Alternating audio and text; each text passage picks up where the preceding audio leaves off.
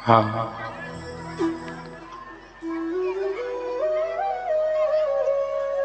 वर्षों का सूतक है। लगता है जब तक शरीर में प्राण रहेगा तब तक ये सूतक पीछे नहीं छोड़ेगा।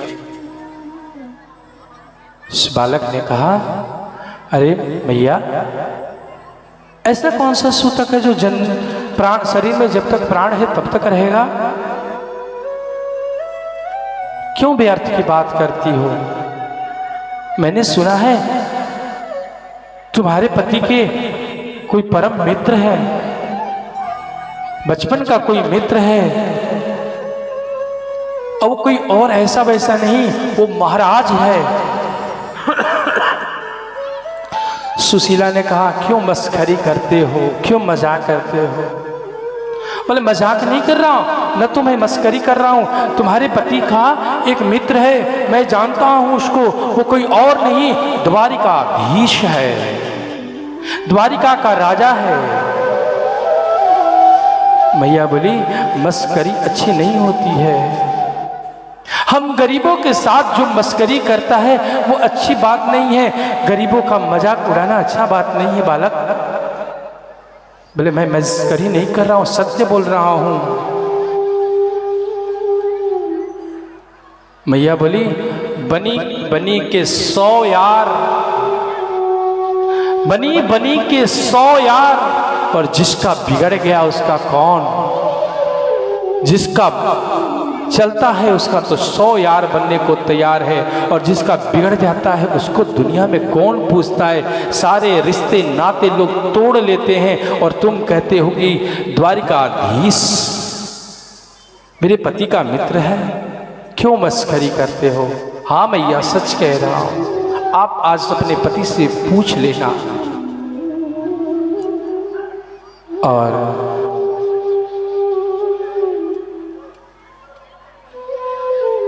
वो बालक उसी समय मैया के थोड़ा से झेपने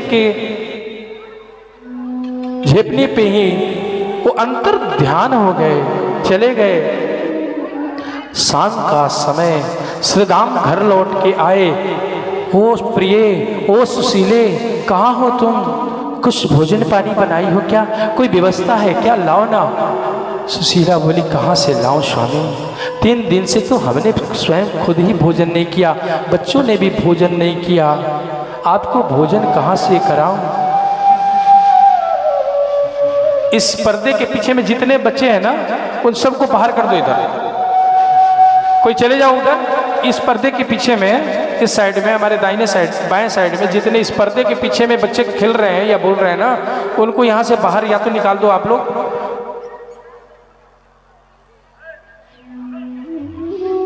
यहाँ एक भी बच्चा नहीं होना चाहिए इसके पीछे में, बाएं साइड में। कोई बड़े लोग चले जाओ क्या?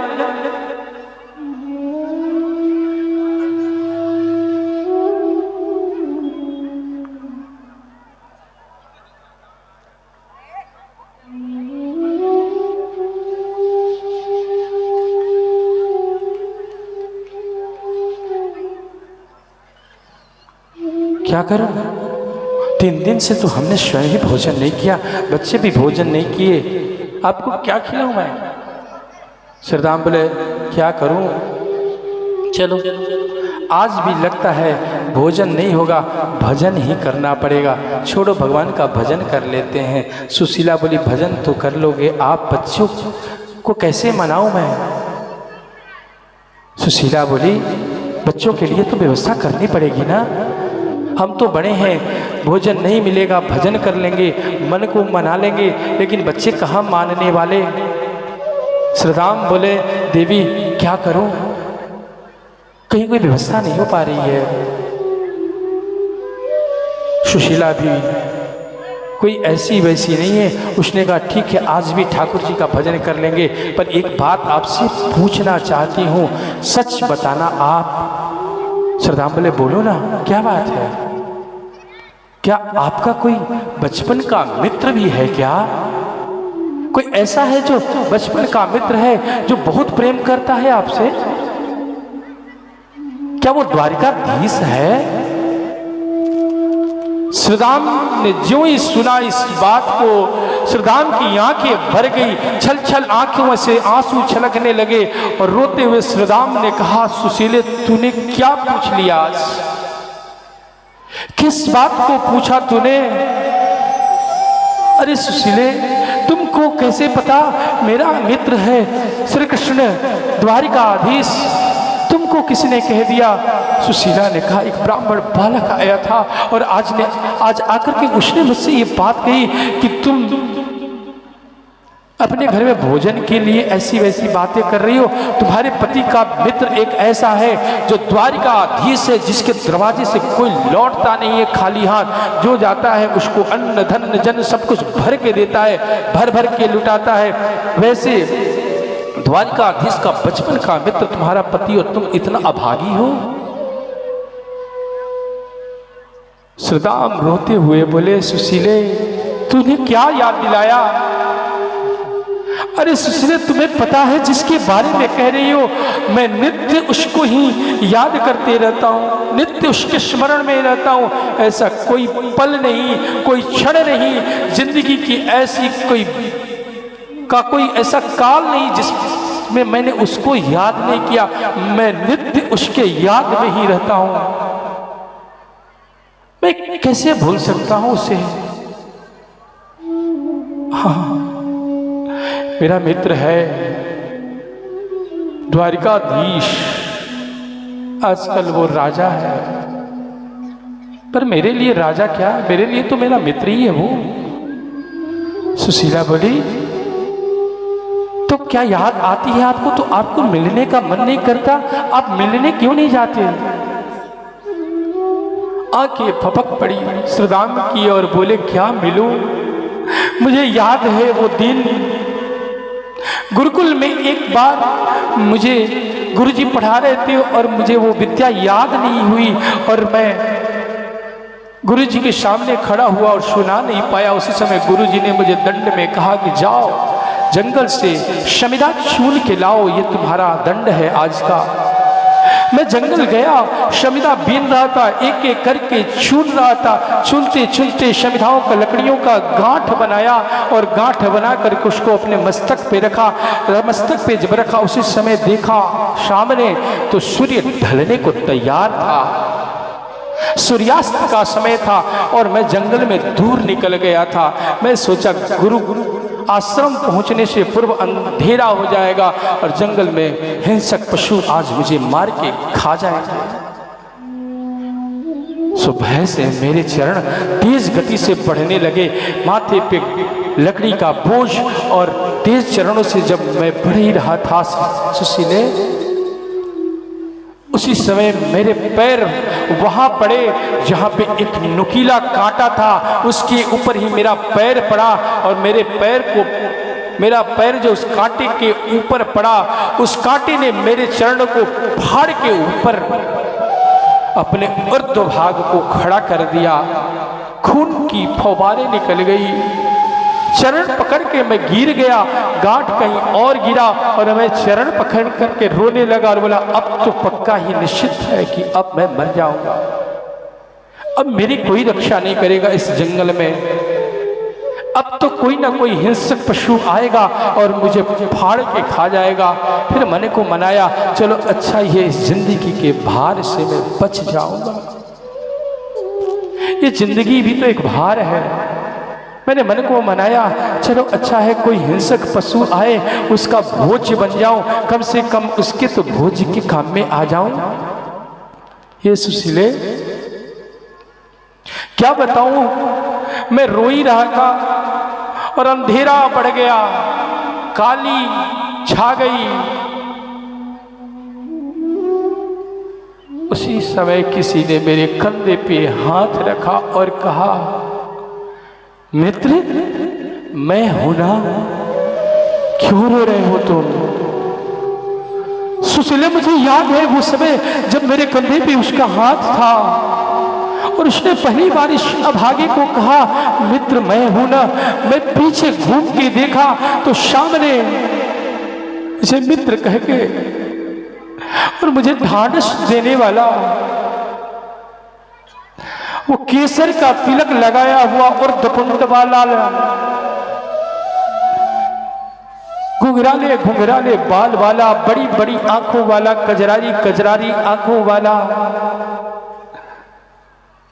मयूर पंख को धारण करके पाश बांध में बंसी को भर के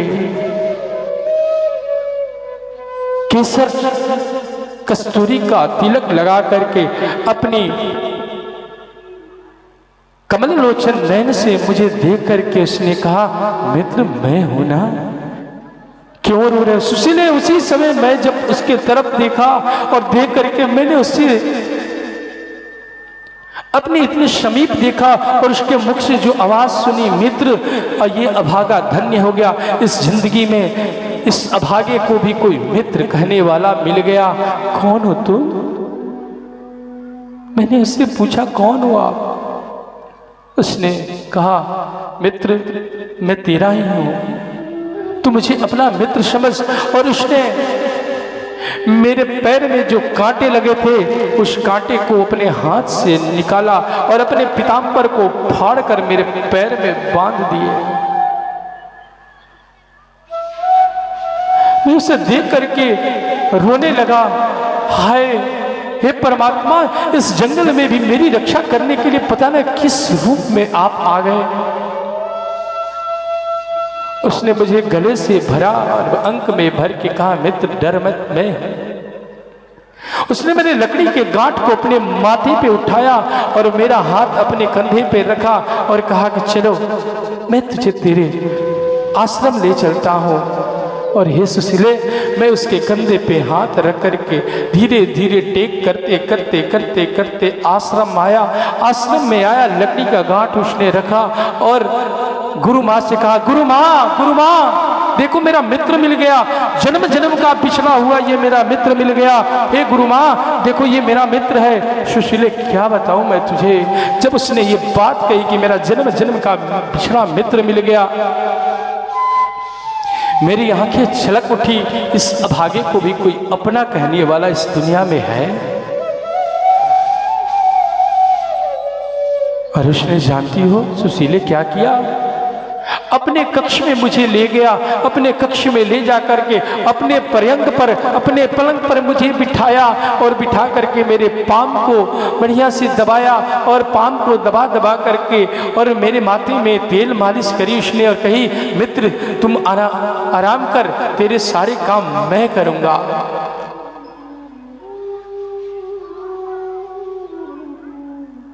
सुशीले क्या बताऊं तुमसे वो बात। दूसरे दिन की बात, वो मुझे अपने ही कक्ष में बोला, आज से तेरा निवास मेरे कक्ष में है। मैं उसी के कक्ष में रहने लगा। एक दिन सुबह सुबह उठ करके मैं गुरु माँ को प्रणाम करने गया और जो ही गुरु माँ को प्रणाम कर रहा था, गुरु माँ ने कहा, अरे अभागा, वास्तव में तू है अभागा ही। जिसने तुमको ये कहा कि मेरे जन्म जन्म का बिछड़ा हुआ मित्र मिल गया है, जानता है वो मित्र कल यहां से तेरा जाने वाला है।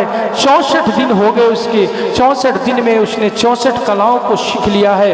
गुरु दक्षिणा के रूप में मेरे पुत्र को ला करके मुझे लौटा दिया है। कल वो जाने वाला है और कल का सूर्य तेरा अंतिम, तेरे भाग्य का अंतिम सूर्य उदय होगा, तेरे सौभाग्य का अंतिम सूर्य उदय होगा।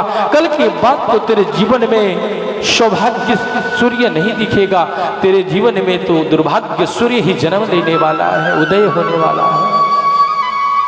सुशीले जब मैंने सुना वो जाने वाला है, मैं अपने आप को रोक नहीं पाया, दौड़ा भागा वहां से और भागते भागते मैं जंगल में चला गया और जाकर के जंगल की ओट में बैठ गया और रोने लगा उसको याद कर करके, कितना प्यार किया उसने मुझसे। क्या बताऊं सुशीले, दूसरे दिन गुरु आश्रम के सारे विद्यार्थियों ने सुंदर स्वस्ति वाचन किया और कन्हैया वो द्वारिकाधीश रथ पर बैठ के जाने को सज्ज हुआ। जाते समय उसने आगे देखा, पीछे देखा, पूरे भीड़ को देखा और देखने के बाद पूछा, अरे मेरा मित्र श्री राम नहीं दिख रहा है, कहाँ है श्री राम, कहाँ है श्री राम? उसी में किसी बालक ने कह दिया, हमने उसको तो कल ही देखा था, जंगल की तरफ भागे जा रहा था, रथ से कूद गया वो नंगे पांव और दौड़ता दौड़ता वो श्याम सुंदर ढूंढते ढूंढते वहां आया जहां पेड़ की याद में बैठ करके मैं रो रहा था। और आकर के उसने मुझे मेरे कंधे पे हाथ रख के कहा, अरे मित्र तुम क्यों रो रहा है? मैं हूं, तुम किसके लिए रो रहा है? सुशीले जब मैं उसकी तरफ घूम के देखा और जब उसको देखा मैंने, मेरे आंखों से आंसू अपने आप ही ऐसे निकलने लगे जैसे मानो पिचकारी निकल रही हो, पिचकारी की धारा हो। और उसने मुझे अंक में भर लिया। जानती हो उस समय उसने क्या किया? मुझे अंक में भर करके उसने भी रोना चालू किया और पूरे आंख के आंसू से मेरे पूरे शरीर का अभिषेक कर दिया था उसने। उस अभिषेक की धारा को, उस अभिषेक के रस को आज तक मैं पूछ नहीं पाया। ये अभागा जो उस दिन अभिषेक किया था उसके नेत्रों के जल से, आज तक उसके बाद मैंने स्नान नहीं किया, क्योंकि मैंने उसके नेत्रों का जल अभिषिंचित कर लिया था। हे प्रिय, हे सुशीले, उसने मुझसे कहा, क्यों रो रहे हो? मिलना बिछड़ना तो प्रकृति का नियम है, विधान है, विधि का विधान है। जो आया है वो बिछड़ेगा। हम आज मिले हैं, कल बिछड़ेंगे ही। ये तो इस संसार का नियम है, कोई एक साथ रहता नहीं है। जो मिलता है वो बिछड़ ही जाता है। तो मिला है तो बिछड़न तो होगा ही। जो भी मिला है उसको बिछड़ना है। बंधुओं, जो यहां आया है क्या ऐसे नित्य रहेगा? ये कथा जो 7 दिन से चल रही थी, आज इस कथा के विश्राम के बाद तो फिर पता न, नाथ जब मिलाना चाहे हमको आपको, इस कथा को तभी मिल पाएगा। इसीलिए मिलन 7 दिन का हमारा तुम्हारा, मिलन 7 दिन का हमारा तुम्हारा, मिलन 7 दिन का हमारा तुम्हारा। रही जिंदगी तो मिलेंगे दोबारा, रही जिंदगी तो मिलेंगे दोबारा, मिलन 7 दिन का हमारा तुम्हारा, मिलन 7 दिन का हमारा तुम्हारा।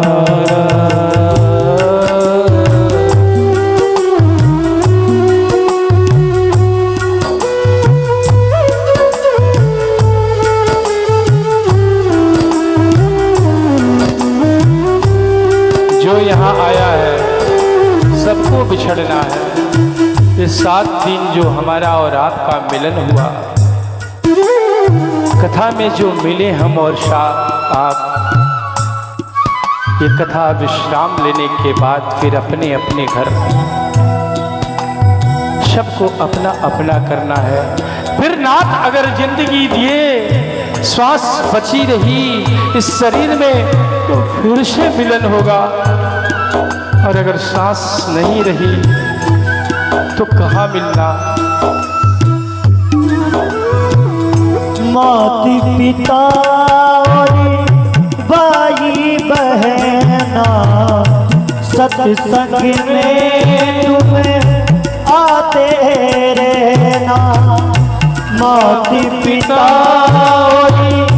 भाई बहना सत्संग में तुम्हें आते रहना, यही आपसे कहना हमारा, यही आपसे कहना हमारा, मिलन सात दिन का हमारा तुम्हारा। रही जिंदगी तो मिलेंगे दोबारा, रही जिंदगी तो मिलेंगे दोबारा, मिलन सात दिन का हमारा तुम्हारा, मिलन सात दिन का हमारा तुम्हारा।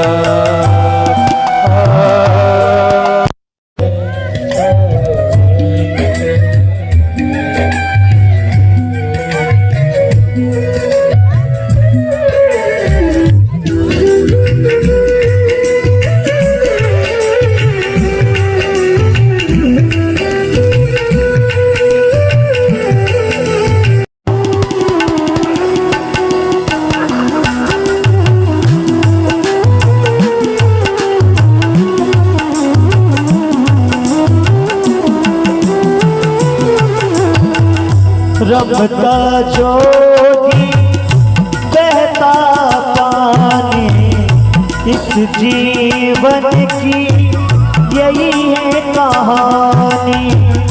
रमता जोगी बहता पानी, इस जीवन की यही है कहानी। ये दुनिया ना हमारा, इसीलिए दुनिया से कहना हमारा, इसीलिए दुनिया से कहना हमारा, मिलन सात दिन का तुम्हारा हमारा, मिलन सात दिन का तुम्हारा हमारा। रही जिंदगी तो मिलेंगे दोबारा, मिलन सात दिन का तुम्हारा हमारा, मिलन सात दिन का हमारा तुम्हारा। रही जिंदगी तो मिलेंगे दोबारा, रही जिंदगी तो मिलेंगे दोबारा, मिलन सात दिन का हमारा तुम्हारा, मिलन सात दिन का हमारा तुम्हारा।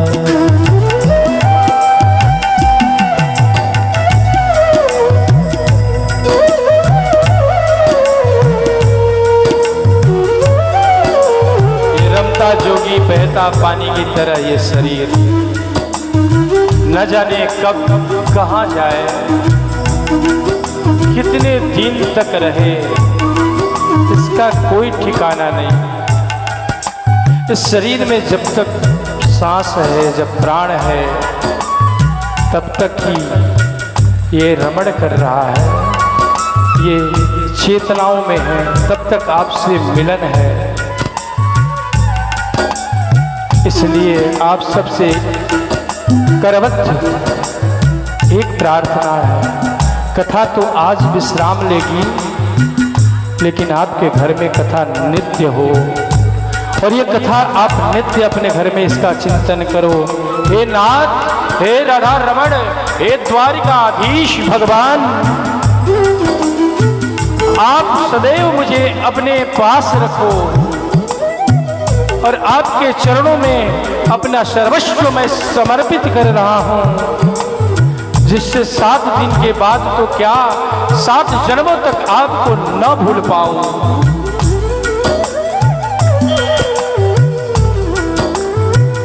रही जिंदगी तो मिलेंगे दोबारा, रही जिंदगी तो मिलेंगे दोबारा, रही जिंदगी तो मिलेंगे दोबारा,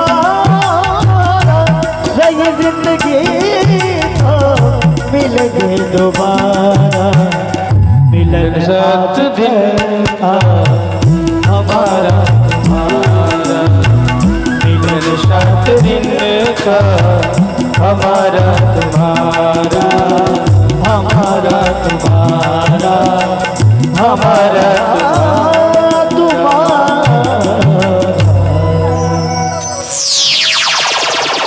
ये मित्र क्यों रो रहा है? जो मिला है उससे बिछड़ना होगा, ये विधि का विधान है। और हाँ, तू मुझे कभी भी मन से याद करना, मैं वहीं तुझे मिलूंगा। एक बार याद करके दो देखना। सुशीले मैं क्या बोलूं, मुझसे उसने कहा कि तुम मुझे याद करना और मैं मिलूंगा। अरे सुशीले, तुम जानती हो याद किसको करते हैं? जिसको भूल जाते हैं। मैंने तो जिंदगी के किसी क्षण में उसको भूला ही नहीं, तो फिर याद किसको करूं? याद तो मैं नित्य उसी के याद में रहता हूं। मुझे तो सिर्फ उसकी याद ही पसंद है। सुशीला ने कहा, अच्छा इतना याद करते हो तो एक बार मिल आओ ना। खूब आग्रह किया। पत्नी के खूब आग्रह करने पर, सुशीला के खूब आग्रह करने पर श्री राम मिलने के लिए तैयार हो गए। ठीक है, तुम बोलती हो तो चला जाता हूँ, पर मुझे मिलने की आवश्यकता नहीं है। मैं नित्य उससे मिलता हूँ, वो नित्य मुझसे मिलता है। मैं और वो अलग नहीं होते। जब मैं याद करता हूँ, याद क्या करूँ, भूलता ही नहीं हूँ, इसलिए नित्य वो मेरे साथ रमण करता है। भगवान को ऐसा बना लो कि नित्य उसकी याद बनी रहे, तो फिर दुख ही नहीं आएंगे। हे सुशीले, तुम बोल रही हो तो जा रहा हूं। और तभी सुशीला ने सुबह सुबह उठ करके कहा, तैयार कर किया श्री राम को। श्री राम क्या करे तैयारी? फटी हुई धोती, बड़ा सा लटका हुआ कुर्ता, कई छिद्र उसमें, पूरा शरीर इधर उधर दिख रहा है, आर पार छन्नी की तरह। और सुशीला ने क्या किया? कहा कि अब तुम जा ही रहे हो तो अपने मित्र को देने के लिए कुछ भेंट ले जाओ। श्री राम बोले, क्या है? खाने को नहीं था, भेंट क्या लेके जाऊं? खाक। सुशीला बोली, इसका चिंता छोड़ दो। हम स्त्रियां अपने लिए तो कुछ ना रखे, लेकिन पति के इज्जत की बात जब आ जाती है तो कुछ ना कुछ तो कर ही देती हैं। गई और पड़ोसन के पास, 2-4 पड़ोसन के पास जाकर के सबसे मांगा। और सच बताएं तो उस दिन पड़ोसन के पास से जो मिला, उसने पूरे श्री राम के चरित्र को लिख के रख दिया, पूरी जीवनी लिख दी। क्या मिला? काला पीला टूटा हुआ बिखरा हुआ चावल, उसको लाया सुशीले ने, एक मोटी गठरी बांधी और दे दी। ये टूटे हुए चावल जानते हैं क्या है? टूटे हुए चावल का मूल्य तो मुझे तब पता चला था जब मैं एक दिन घर में साफ हो रहे थे चावल, और मैंने देखा छोटे छोटे टुकड़े चावल के, उनको अलग रख दिया गया, फिर बाहर फेंक दिया गया। मुझे तब समझ में आई, जब ज्ञान हुआ, वो श्री राम ने जो चावल लिया था वो ऐसा ही था ना, जो टूट जाते हैं, जिसके छोटे छोटे टुकड़े हो जाते हैं, जो बेकार हो जाता है, जो अपनों से अलग हो जाता है, उसको लोग घर में नहीं रखते, उसको तो जानवरों के सामने डाल देते हैं। टूटे हुए चावल को लेकर श्री राम चले। जाते समय रास्ते में कांटे चुभ रहे हैं पैरों में, और श्री राम ठोकर खा के गिर गए, बेहोश हो गए। उसी समय भगवान ने सोचा, ये मुझसे मिलने के लिए चला है, एक गरुड़ जा मेरे मित्र को लेके आ। और गरुड़ तेज गति से आए, और आकर गरुड़ ने गिरे हुए श्री राम को, जो बेहोशी अवस्था में थे, उनको चोंच में भरा और भर के अपने पीठ पे बिठाया और तेज गति से लाकर द्वारिका में छोड़ दिए। द्वारिका में लाकर के उतार दिया। होश खुली श्री राम की तो देखा ऊंची ऊंची इमारतें, बड़े बड़े से महल,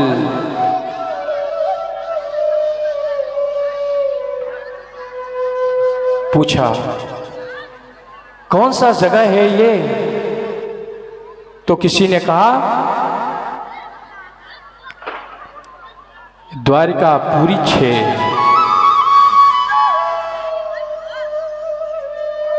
गुजरात में गए, गुजरात में द्वारिका है ना, तो गुजरातियों ने अपनी भाषा में कहा श्रीराम को ये गुजरातपुरी 6। बोले अच्छा, द्वारिकाधीश द्वारिकापुरी 6। बोले कि ये कहां से आ गया, कब आ गया यहाँ पे? और उसी समय कहाँ है?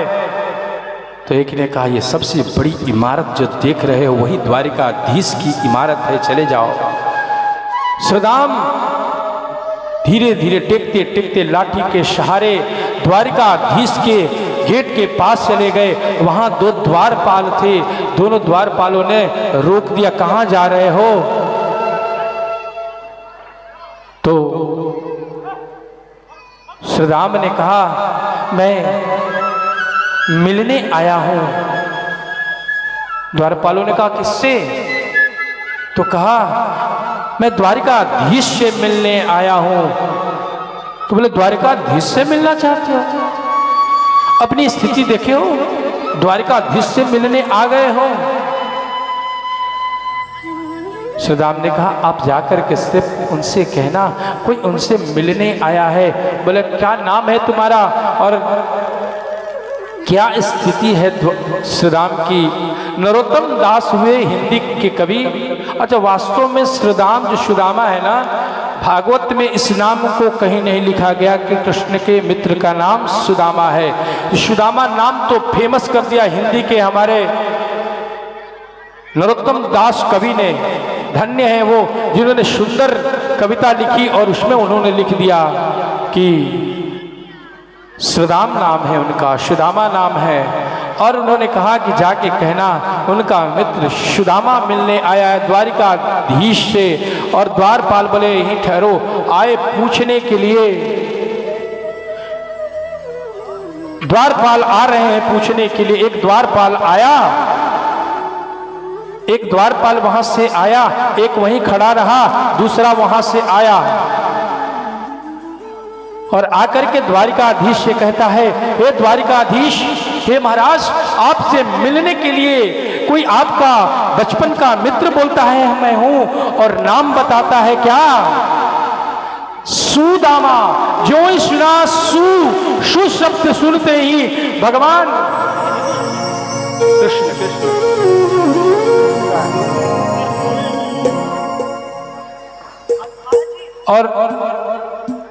और जो सुना कृष्ण कहाँ है, सुदामा है, दौड़े भगवान। और जब भगवान दौड़े उसमें भगवान का पीतांबर कहीं गिरा और भगवान के मुकुट कहीं गिरे और दौड़ते दौड़ते जाकर के सुदाम को गले लगा लिया भगवान ने।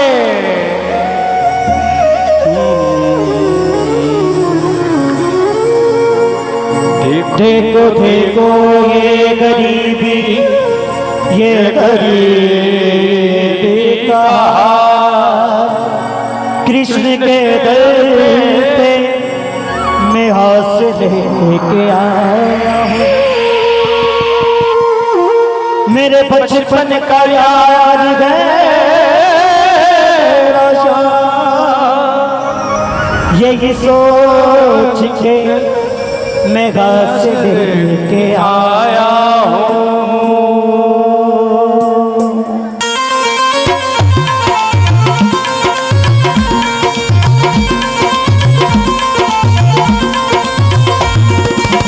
अरे द्वारपालो कन्हैया से कह दो, अरे द्वारपालो कन्हैया से कह दो, इधर पे सुदामा गरीब आ गया है, इधर पे सुदामा